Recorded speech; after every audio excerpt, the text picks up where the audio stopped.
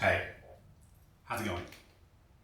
What is the last point of choice, and how can it help you make good decisions in your life? My name's Russ. I have a psychology degree. I'm also doing a Master's of Education, and I think about stuff. Also made about 5 short films. I'm a filmmaker. Now, when I was in my early 20s, I was a security guard working in nightclubs. Sounds cool? Not cool. I don't recommend anyone does it. But I was thinking about stuff while I was doing that job. There's a lot of conflict as a security guard, and things go bad. And after something went bad, I would think, what was my last point of choice in that situation? What was the last moment that I had control over the outcome? Where if I had said something different would have happened. And I tried to really work those points. For the rest of my life until now, I've tried to find what is the last point of choice. Now there's 2 types. There's behavioral, which is something I can do, and then there's environmental, which is stronger. Environmental is when you remove that thing from your life altogether. And I'd like to give you a quick example right now.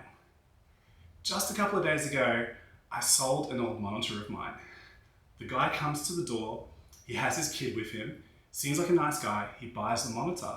He mentions he's a documentary filmmaker. I'm a filmmaker. I said, hey, do you want to come in and see my studio and have a chat? And he says, sure. He comes in. And like a lot of filmmakers, I show him my gear, I show him my lights, I show him my microphone, I show him my workbench, and his kid instantly starts going boom, boom, boom. And he's touching my stuff. And this is pretty expensive stuff. And I said to him, whoa, hey.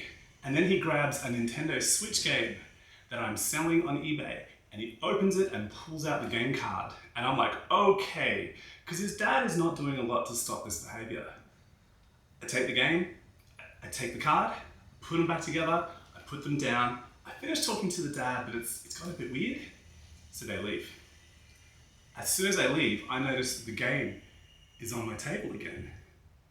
I open it, and the card's gone. The kid has stolen the game. I go outside, I talk to them. The dad will not search the kid's pockets. The kid gets really angry with me. He starts yelling, saying that I think he's a thief, he's not a thief, he didn't steal it. And they left. The dad actually said, do you want to check his pockets? And I refused. Again, that's a point of choice. If I had put my hands in the kid's pockets, I could have been open to any sort of accusations. It could have gone really, really badly. So I refused to do that. And I really just had to wear the loss. And then I was thinking about it afterwards. And I was thinking, what was my point of choice? The last behavioral point of choice, I think, you can tell me if I'm wrong. It's okay. This is a framework for you. If it doesn't work for you, then it's not useful. Don't use it. But for me, the behavioral point of choice was when the kid was touching my stuff. I should have said, don't touch my stuff. Like, it's obvious, right? Don't let kids touch your stuff.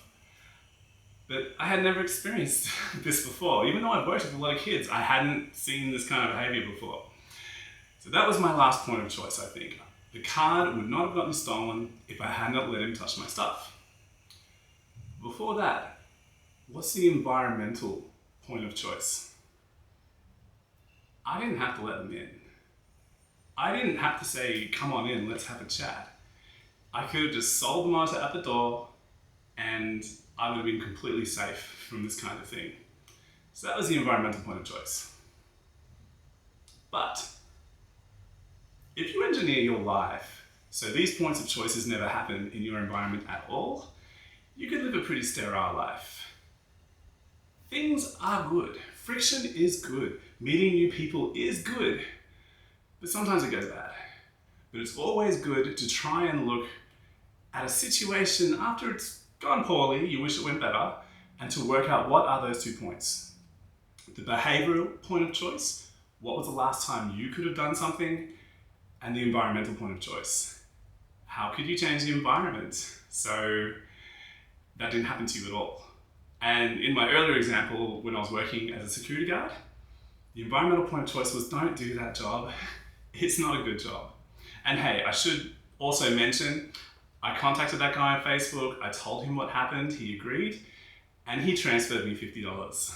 I wasn't expecting that. That was really nice. He was a good guy. But that kid, oh my God, what a little...